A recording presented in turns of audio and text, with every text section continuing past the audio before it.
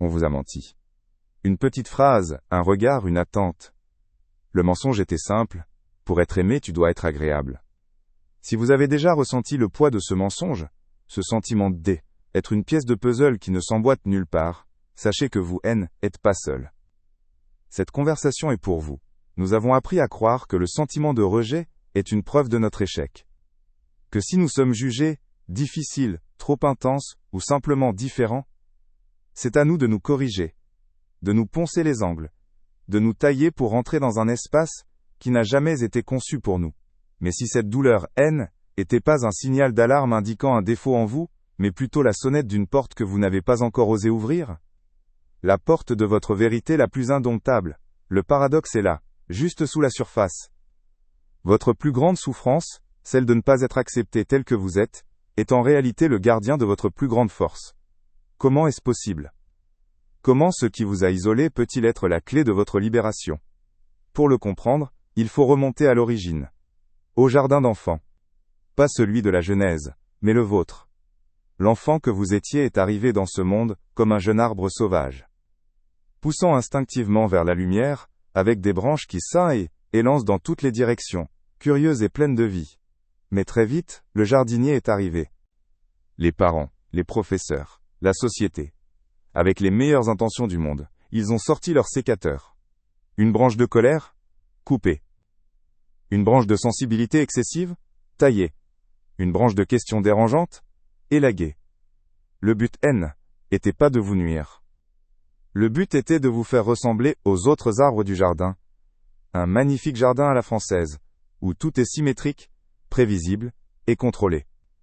On vous a appris que pour recevoir de l'eau, de la lumière et de l'amour, il fallait avoir une forme acceptable. Vous avez donc appris. Vous êtes devenu un expert dans l'art de l'auto-élagage. Vous avez internalisé la voix du jardinier.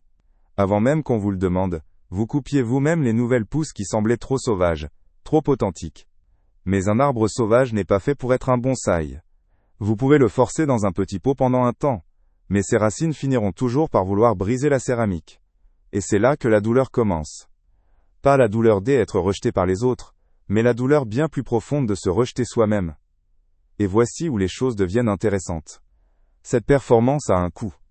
Un coût énorme. Vous devenez agréable, certes. Vous êtes invité au fait. On dit de vous que vous êtes facile à vivre. Mais à l'intérieur, quelque chose meurt. Le soir, quand le silence se fait, vous sentez le fantôme de vos branches coupées. Une mélancolie que vous ne pouvez pas nommer. Un sentiment de solitude, non pas parce que vous êtes seul, mais parce que vous êtes entouré de gens qui aiment le costume que vous portez, et non être qui respire en dessous. J'ai observé ce phénomène chez tant de personnes. Des artistes qui ont pris des emplois de bureau pour rassurer leurs parents. Des mystiques qui parlent de la pluie et du beau temps pour ne pas effrayer leurs amis. Des esprits brillants qui jouent les idiots pour ne pas intimider leurs partenaires. Ils sont tous devenus des experts en camouflage. Ils connaissent les codes. Ils savent quoi dire, quand sourire, comment hocher la tête. Mais leur âme est en état de siège. La solitude qu'ils ressentent n'est pas l'absence de compagnie. C'est l'absence de résonance. C'est le silence assourdissant qui suit une blague que vous avez faite pour plaire, alors que votre cœur voulait crier une vérité. Maintenant, observez ce qui se passe ensuite. Le corps, dans sa sagesse infinie, commence à se rebeller. Il ne peut plus supporter le mensonge. C'est là qu'apparaissent l'anxiété inexpliquée, les crises de panique, la dépression, la fatigue chronique. Ce ne sont pas des maladies au sens où la société l'entend. Ce sont des messages. Des messages de l'arbre sauvage en vous qui dit « Je ne peux plus vivre dans ce pot. Je suffoque. » La société bien sûr a une réponse pour ça. Elle vous donne des pilules pour calmer les symptômes. Des thérapies pour vous aider à mieux vous adapter. Elle vous dit que le problème c'est votre incapacité à être heureux dans le jardin. Jamais elle ne suggère que le problème c'est le jardin lui-même. C'est le moment le plus dangereux et le plus crucial de votre vie. C'est le carrefour. Soit vous écoutez les jardiniers, et vous vous anesthésiez pour supporter le petit pot jusqu'à la fin de vos jours, soit vous écoutez le grondement de vos racines. Soit vous choisissez la sécurité de la conformité, soit vous choisissez la terrifiante liberté de l'authenticité. Et cette liberté a un prix immédiat, l'incompréhension. Car lorsque vous commencez à laisser vos vraies branches pousser, le jardinier panique. Votre famille dit « Tu as changé ». Vos amis disent « Tu es devenu bizarre ». Vos collègues disent « Tu es trop intense ». Ce qu'ils veulent dire en réalité c'est « Tu ne suis plus les règles de notre jardin ». Ta croissance sauvage me rappelle la mienne, que j'ai réprimée. Et ça me met mal à l'aise. Ils ne vous rejettent pas, vous. Ils rejettent le miroir que vous leur tendez. Un miroir de leur propre compromis. Les anciennes traditions le savaient. Le chaman, le prophète, la sorcière. Ces figures vivaient souvent en marge de la tribu. Elles n'étaient pas agréables. Elles étaient vraies. Et c'est parce qu'elles étaient à l'extérieur qu'elles pouvaient voir ce que ceux qui étaient à l'intérieur ne pouvaient pas voir. Leur valeur n'était pas dans leur capacité à se conformer, mais dans leur courage à rester fidèles à une vision différente. Dans notre monde moderne, nous avons oublié cela, nous avons remplacé les prophètes par des influenceurs, la sagesse par des consensus, et dans ce monde, refuser de se conformer n'est pas seulement un acte de courage, c'est un acte de survie spirituelle. La solitude qui en découle n'est pas un échec. C'est un signe que vous avez choisi votre âme plutôt que l'approbation du groupe. Mais voici la chose magnifique. Au début, cette solitude est douloureuse. Elle ressemble à un exil. Vous regardez le jardin de loin, les lumières, les rires, et vous vous demandez si vous avez fait le bon choix. Vous êtes seul dans votre forêt naissante. Mais si vous restez, si vous endurez le silence, quelque chose de magique se produit. Vos sens s'aiguisent. Vous commencez à remarquer d'autres choses. Le bruit du vent dans vos propres feuilles. La sensation de la pluie sur votre écorce. La force tranquille de vos racines qui s'enfoncent profondément dans la terre de la vérité. Vous découvrez une nouvelle forme de compagnie. La compagnie de vous-même. C'est une intimité que ceux qui sont dans le jardin, toujours occupés à se comparer et à se tailler les uns les autres, ne connaîtront jamais. Et puis, un jour vous entendez un bruit. Un craquement. Au loin, dans la forêt, un autre arbre sauvage. Vous ne le voyez peut-être pas tout de suite, mais vous sentez sa présence. Il ne ressemble pas exactement à vous. Sa forme est unique. Mais vous reconnaissez le son de l'authenticité. Vous comprenez alors que vous n'étiez pas seul. Vous étiez simplement en avance. Vous étiez en train de défricher un chemin pour que d'autres puissent vous trouver. Votre travail n'est pas de retourner au jardin en suppliant d'être accepté. Votre travail est de devenir l'arbre le plus magnifique et le plus sauvage que vous puissiez être. Pourquoi ? Parce que votre existence même est une permission pour les autres. Chaque fois que vous dites une vérité impopulaire, chaque fois que vous refusez de sourire quand vous n'en avez pas envie, chaque fois que vous choisissez votre paix intérieure, plutôt qu'une harmonie de façade, une de vos branches grandit. Et cette branche devient un perchoir pour un oiseau qui n'aurait trouvé refuge nulle part ailleurs. Vous ne serez jamais apprécié de tous. C'est une promesse. Les jardiniers et les arbres bien taillés vous regarderont toujours avec un mélange de peur et de mépris. Laissez-les. Leur opinion n'est que le bruit du sécateur. Ce qui compte, c'est la résonance profonde que vous ressentirez avec les quelques autres âmes sauvages, qui reconnaîtront en vous un membre de leur forêt perdue. Ce n'est plus de la connexion, c'est de la communion. Donnez-vous la permission de déplaire. Donnez-vous la permission d'être un mystère pour ceux qui ne cherchent que des réponses simples. Si vous vous sentez appelé à disparaître des radars, à vous retirer des conversations vides, écoutez cet appel. Ce n'est pas de l'isolement, c'est de la germination. Votre histoire n'est pas celle d'un rejet, c'est l'histoire d'un refus. Le refus sacré de laisser votre âme être réduite à une décoration. Vous n'êtes pas une pièce qui ne s'emboîte nulle part. Vous êtes le morceau du ciel qui a refusé d'être confondu avec le plafond peint. Votre place n'est pas dans un puzzle, mais dans l'immensité. Alors la prochaine fois que vous sentirez cette vieille douleur, celle d'être trop, respirez. Et au lieu de la voir comme une blessure, voyez-la comme la preuve irréfutable de votre propre et indomptable nature. Vous êtes un arbre sauvage. Votre seule et unique tâche est de grandir. On vous a menti, une petite phrase, un regard, une attente. Le mensonge était simple. Pour être aimé, tu dois être agréable. Si vous avez déjà ressenti le poids de ce mensonge, ce sentiment d'être une pièce de puzzle qui ne s'emboîte nulle part, sachez que vous n'êtes pas seul. Cette conversation est pour vous. C'est une solitude particulière, n'est-ce pas ? Pas celle d'une pièce vide, mais celle d'une pièce bondée, où personne ne parle votre langue. Vous souriez, vous acquiescez, mais à l'intérieur, une partie de vous observe la scène depuis une distance infinie, se demandant ce qui ne va pas chez elle. Nous avons appris à interpréter cette distance comme un défaut. Un échec de notre part à nous connecter. On nous a enseigné que le monde est un jardin à la française, magnifiquement ordonné, où chaque buisson est taillé à la perfection pour s'harmoniser avec l'ensemble. Et si vous êtes un chêne sauvage, avec des branches qui partent dans toutes les directions, le message est clair. Vous devez être taillé. Votre intensité doit être atténuée. Votre singularité doit être polie. Votre vérité doit être mise en sourdine. Tout cela pour la beauté de l'ensemble, pour ne pas déranger l'ordre établi. On vous a dit que était ça, l'amour. L'acceptation conditionnelle. Le prix à payer pour ne pas être seul. Mais voici le paradoxe qui gronde sous la surface de ce jardin si bien entretenu.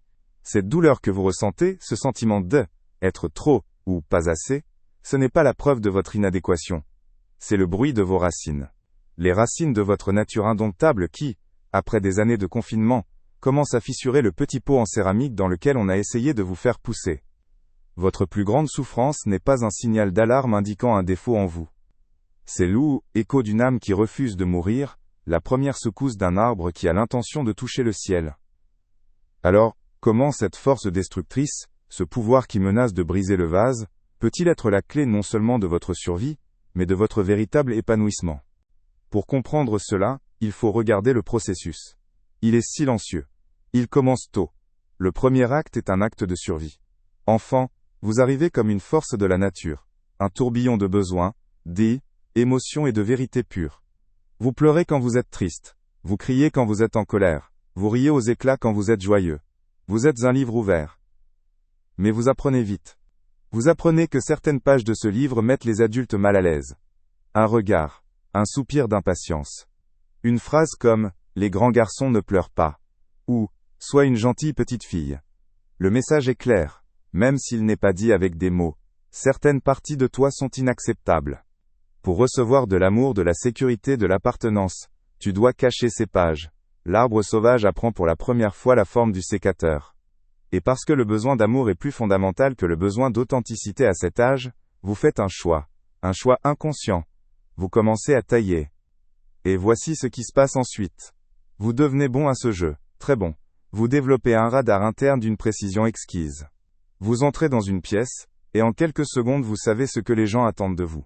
Vous savez quelle blague faire pour détendre l'atmosphère, quelle opinion taire pour éviter le conflit, quel compliment offrir pour gagner la faveur de quelqu'un. Vous devenez un miroir, reflétant aux autres la version d'eux-mêmes qu'ils veulent voir. Les gens vous adorent. On dit de vous que vous êtes tellement agréable, facile à vivre, une personne en or. Vous recevez la récompense pour laquelle vous avez travaillé si dur. L'approbation. Mais chaque médaille a son revers. Chaque fois que vous choisissez être agréable plutôt que être vrai, un petit morceau de votre âme se déconnecte. Vous accumulez une dette invisible. Une dette envers vous-même. Je me souviens d'une femme que j'ai observée pendant des années dans un cadre professionnel. Elle était le ciment de l'équipe. Toujours un mot gentil, toujours prête à aider, elle se souvenait de l'anniversaire de tout le monde. Elle absorbait les tensions, apaisait les conflits. Elle était, en apparence, l'employée et la collègue parfaite. Mais parfois, quand elle pensait que personne ne la regardait, son sourire s'effaçait, et son regard se perdait dans le vide. Dans ce regard, il n'y avait pas de la paix. Il y avait un épuisement si profond, si ancien, qu'il semblait venir d'une autre vie. Elle était aimée de tous, mais elle était profondément, désespérément seule. La pièce était pleine de gens qui aimaient le personnage qu'elle jouait, mais personne ne connaissait la femme qui suffoquait sous le costume. Sa solitude n'était pas l'absence de personne mais l'absence de permission d'exister. Maintenant, observez ce qui se produit inévitablement quand cette dette devient trop lourde. Le corps, dans sa sagesse infinie, commence à parler. Puisque la bouche a été réduite au silence, c'est le système nerveux qui prend le relais. C'est l'arrivée de l'anxiété qui sort de nulle part. Des crises de panique dans des situations parfaitement banales. Une fatigue chronique qu'aucun sommeil ne peut guérir. Une sensation de brouillard mental. Comme si vous regardiez votre propre vie à travers une vitre sale. Ce ne sont pas des dysfonctionnements. Ce sont des messages. Des lettres d'urgence envoyées par l'arbre sauvage en vous. Qui crie. Le pot est en train de se briser. Je n'ai plus d'espace. Je ne peux plus respirer. C'est votre vérité la plus profonde qui frappe à la porte de votre conscience. Non pas pour vous détruire, mais pour vous sauver. Mais voici où le piège se referme. Le monde extérieur, le jardinier, voit ces symptômes non pas comme un appel à la libération, mais comme un problème à régler. On vous dit que vous avez un trouble anxieux, que vous êtes en dépression. On vous offre des solutions pour vous aider à mieux gérer votre vie. En d'autres termes, On vous offre des outils plus sophistiqués pour renforcer les parois du pot qui vous étouffent. On vous apprend à méditer non pas pour entendre votre âme, mais pour la faire taire. On vous donne des médicaments non pas pour guérir la cause, mais pour anesthésier la douleur du symptôme. C'est un acte de compassion apparent, qui est, en réalité, la tentative la plus subtile du système pour vous garder conforme. Mais, c'est précisément à cet instant, lorsque vous tenez la pilule ou la technique dans votre main, que le véritable choix se présente. Vous êtes à ce carrefour. Devant vous, 2 chemins. Pas 3. 2. Le premier est pavé, éclairé par des lampadaires réguliers. C'est le chemin de la gestion. Celui où vous prenez la pilule, où vous appliquez la technique, où vous apprenez à mieux respirer pour supporter l'insupportable. C'est un chemin de paix. Mais, c'est une paix grise. Une paix anesthésiée. En le choisissant, la douleur aiguë s'estompe, c'est vrai. Mais tout le reste aussi. La joie exubérante, la passion dévorante, les couleurs vives du monde. L'arbre sauvage en vous ne meurt pas. Il entre en hibernation. Vous survivez. Vous êtes fonctionnel. Vous restez dans le jardin. Mais vous ne vivez plus jamais vraiment. Vous regardez la vie à travers une vitre, en sécurité, mais sans jamais sentir le vent sur votre peau. Et puis il y a le second chemin. C'est à peine un chemin. C'est une trace dans les sous-bois, sombre et pleine de ronces. C'est le chemin du ressenti. Celui où vous regardez la pilule dans votre main, et où vous dites doucement « Non ». Pas un non de défi ou de colère. Un non de curiosité sacrée. Un non qui dit « Je veux comprendre ce message. Je veux savoir ce que cette anxiété essaye de me dire. Je choisis de faire confiance à la sagesse de ma propre douleur. C'est le choix le plus terrifiant que vous puissiez faire, car il va à l'encontre de tout ce qu'on vous a appris. On vous a appris à fuir la douleur. Et vous décidez de vous asseoir avec elle, comme avec une vieille amie mal comprise. Et voici ce qui se produit quand vous faites ce choix. Le pot en céramique ne se fissure pas lentement. Il explose. Ce n'est pas un processus élégant, c'est un chaos. Les morceaux volent. La terre se répand partout. Et vos racines, pour la première fois, sont exposées à l'air libre. Elles sont pâles, vulnérables, habituées à l'obscurité confinée. C'est une période d'une fragilité extrême. Vous vous sentez à vif, sans peau. Les bruits sont trop forts, les lumières trop vives, les émotions des autres vous submergent. C'est souvent à ce moment que le diagnostic de hypersensibilité ou de trouble de la personnalité est posé. Les jardiniers, en voyant le désordre, secouent la tête et disent « Regarde ce que tu as fait. Tu as tout cassé. Tu étais bien mieux dans ton pot. » Et une partie de vous les croit. Vous vous sentez brisé, anormal, irrécupérable. Mais avant de juger ce chaos, comprenons sa nature profonde. Dans les traditions de sagesse ancienne, ce processus portait un nom. On l'appelait l'initiation. La nuit noire de l'eau, âme, était une mort symbolique, nécessaire pour renaître à une conscience plus vaste. Le chaman devait affronter ses démons dans la solitude de la forêt. Le mystique devait endurer le désert pour entendre la voix de Dieu. Personne ne leur donnait de pilules pour rendre leur initiation plus gérable. La crise elle-même était la médecine. La désintégration de l'ancien moi était la condition sine qua non pour que le nouveau puisse émerger. Notre société moderne a perdu ce savoir. Nous avons pris ce processus sacré de transformation et nous l'avons étiqueté comme une pathologie. Nous appelons une initiation une dépression nerveuse. Nous traitons une expansion de conscience comme un trouble anxieux. Nous essayons de réparer la chenille au moment même où elle est en train de se dissoudre dans le miracle de la chrysalide. Maintenant, observez ce que ce processus de dissolution fait à vos relations. C'est la partie la plus douloureuse et la plus mal comprise. Les gens qui vous aimaient pour votre forme, pour votre fiabilité, pour votre agréable prévisibilité, ne vous reconnaissent plus. Ce n'est pas de la méchanceté de leur part. C'est une question de physique, de résonance. Imaginez que vous avez été une radio réglée sur 98.5 FM pendant 30 ans. Tous vos amis sont aussi sur 98.5 FM. Vous écoutez la même musique, les mêmes informations, vous riez des mêmes blagues. Mais en choisissant le chemin de la vérité, votre fréquence interne commence à changer. Lentement, vous glissez vers 103.2 FM. Au début, il n'y a que des grésillements. La connexion avec 98.5 FM devient floue, intermittente. Vos conversations deviennent difficiles. Vous n'avez plus les mêmes centres d'intérêt. Leurs drames vous semblent futiles. Vos prises de conscience leur semblent étranges et effrayantes. Ils essayent de vous ramener à votre ancienne fréquence, par amour, par peur. Mais vous ne pouvez pas. C'est impossible. Et vient un moment où la connexion se coupe. Il n'y a plus que le silence. Ce silence est souvent interprété comme un rejet. Mais ce n'en est pas un. c'est un réalignement. La nature ne permet pas le vide. Elle ne permet pas qu'une connexion forcée perdure. Vous n'avez pas été abandonné. Vous avez été libéré. Libéré de la performance. Libéré de la nécessité de jouer une musique qui, était plus la vôtre. C'est un exil, oui. Mais c'est un exil du mensonge, pas de l'amour. C'est le grand tri. Le moment où vous découvrez qui était connecté à votre masque, et qui, peut-être, attendait en silence d'entendre votre véritable chanson. C'est l'espace entre le pot brisé et la découverte de la forêt. C'est le moment le plus solitaire de tout le voyage. Mais que se passerait-il si ce vide était pas une absence mais une clairière? Un espace sacré qui se dégage, attendant que quelque chose de bien plus authentique puisse enfin y prendre racine. Mais voici la chose magnifique. Dans ce silence. Dans ce vide apparent. Ce silence n'est pas une absence. C'est une présence. C'est la première fois, peut-être depuis votre enfance, que vous entendez le son de votre propre être, sans l'interférence du bruit extérieur, qui vous dit ce que vous devriez être. C'est une solitude qui n'est pas vide, mais pleine. Pleine de vous. L'arbre sauvage, enfin libéré du pot, commence à sentir la terre véritable sous ses racines. Il n'est plus nourri par des doses mesurées d'eau et d'engrais, mais par la richesse imprévisible et chaotique du sol de la forêt. Et voici ce qui se passe dans cette solitude sacrée. Vos sens, longtemps anesthésiés par le bruit de la performance, se réveillent. Vous commencez à remarquer le jeu de la lumière à travers vos propres feuilles. Vous sentez la force tranquille de vos racines, qui s'enfoncent plus profondément dans la terre de votre vérité, non pas pour plaire à un jardinier, mais pour trouver leur propre stabilité. Vous découvrez une forme de compagnie que vous n'auriez jamais cru possible. L'intimité avec vous-même.